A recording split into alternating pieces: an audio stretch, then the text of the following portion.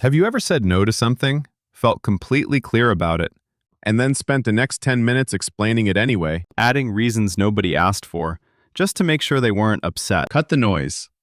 Do the work. I'm Steve, and I spent more years than I want to admit doing exactly that. I remember saying no to a favor from someone I barely knew. Clear decision, zero hesitation. And then I heard myself talking. It's just that I have this thing, and I've been really slammed lately, and I don't want you to think I don't care. But 5 sentences. None of them asked for. All of them mine. Here's what I figured out after way too long. That wasn't communication. That was my nervous system in full panic mode. My brain had flagged disapproval as a threat, and my mouth was trying to negotiate its way out of pain. Let me be real with you. Your brain processes social evaluation the same way it processes physical pain. Same neural pathway. Same cortisol spike. When you feel someone might withdraw approval, your body responds like you're in actual danger. Over-explaining isn't a personality trait. It's a threat response. And once I figured that out, I couldn't unsee it. Every extra sentence I added after a clear no, every softener I threw in after a boundary, every "I hope that makes sense" at the end of a perfectly clear statement. All of it was me trying to outrun discomfort that was never going away anyway. So here are 7 things confident people never explain. Not because they're cold, not because they don't care, but because they've learned something most people spend a lifetime avoiding. You cannot negotiate your way into being respected. You have to let respect find you. 1.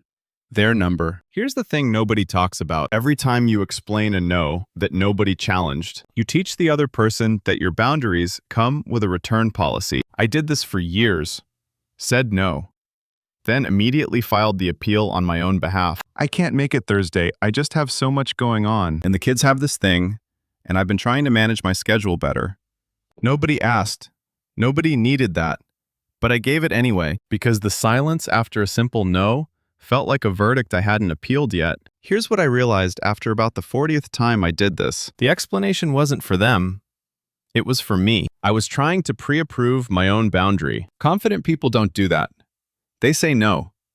They let it land. They let the other person have their reaction without rushing in to manage it. A clean no is not rudeness. It's internal authority. The moment you stop padding your no with context nobody requested, something shifts.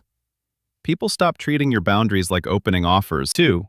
Their pace. I used to respond to messages within minutes, not because I was efficient, because the idea of someone thinking I was ignoring them made me anxious. Speed was my apology for existing. Here's the thing most people miss. Responding fast doesn't signal interest.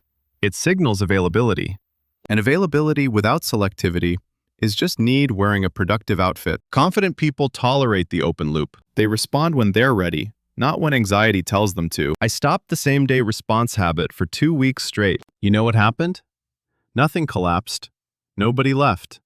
But 3 people told me I seemed different, more grounded. All I'd done was stop letting urgency that wasn't mine run my schedule. Pacing is power. The person who slows down in a conversation isn't losing. They're deciding. And there's a reason the one who rushes to fill silence is rarely the one holding authority in the room. 3. Their selective availability. Here's the shift that changed how I operate. Access is value. When you're available to everyone, always, instantly, you're not being generous. You're training people to expect all of you at their convenience. Insecure patterns sound like, "I'm so sorry, I've just been completely overwhelmed. I feel terrible I didn't get back to you sooner." Confident patterns sound like, "I'll respond when I'm available." No panic, no performance, no 3-paragraph guilt trip for having a life. I used to over-explain every absence like I owed people a receipt for my time. Now here's what I know.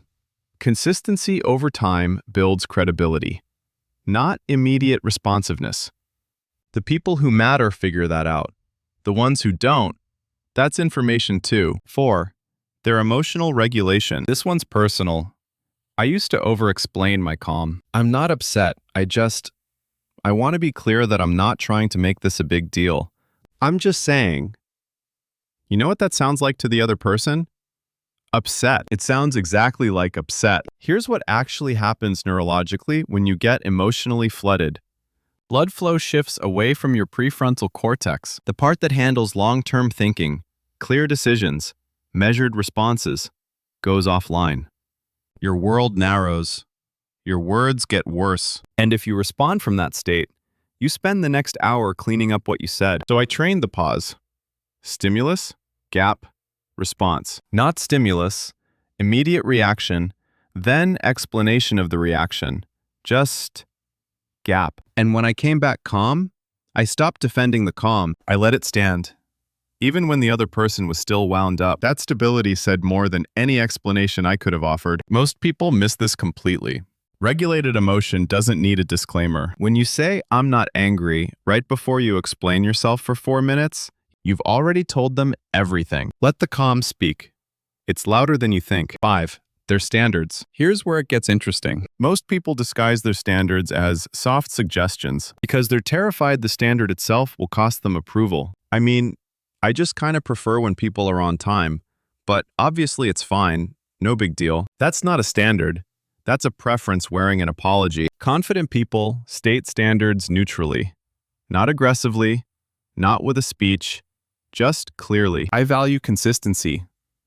Clear communication matters to me. No softening, no footnotes, no preemptive surrender. Here's what I realized after years of downgrading my own standards to keep people comfortable. The right people align with your standards naturally. They don't need convincing. And the ones who require convincing, they're telling you something. Confident people don't convince. They filter. Those are two completely different games. 6. Their success. I get it. I was exactly like that. Something good happens, and the first instinct is to shrink it. Make it smaller. Make it safer. Oh, it was really nothing. I just got lucky. Honestly, anyone could have done it. You're not being humble. You're performing smallness to keep people comfortable, and that performance has a cost. Here's what nobody tells you about downplaying your wins. It doesn't make people like you more. It makes them take you less seriously. Respect sustains longer than appeasement. When you shrink yourself so others don't feel threatened, you're not being generous.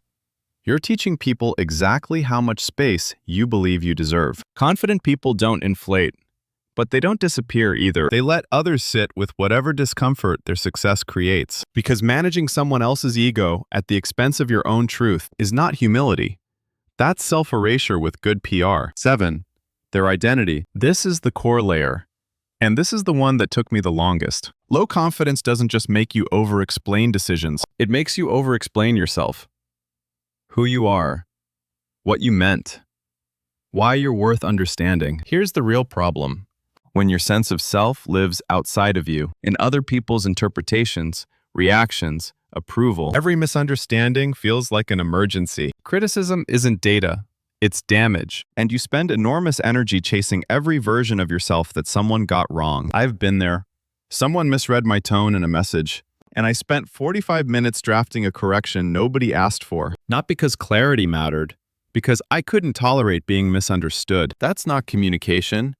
That's identity fragility dressed up as thoroughness. Confident people have internal identity stability. Criticism is data, not devastation.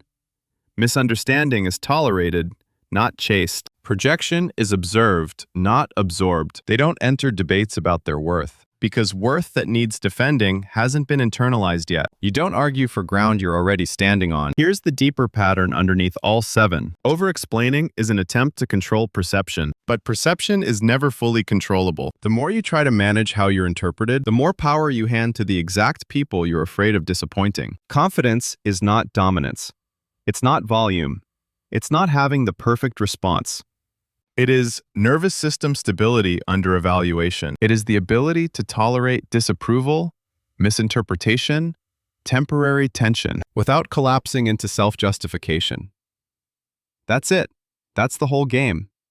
And here's what I know after living on both sides of this. The moment you stop feeling compelled to explain everything, something in your presence shifts. Your words get fewer. Your boundaries get cleaner. Your energy gets heavier. Because stability is persuasive, and persuasion without anxiety, that is power. You're not lazy. You're not broken. You're not too sensitive. You just learned somewhere along the way that your worth required proof. It doesn't. Cut the noise. Do the work.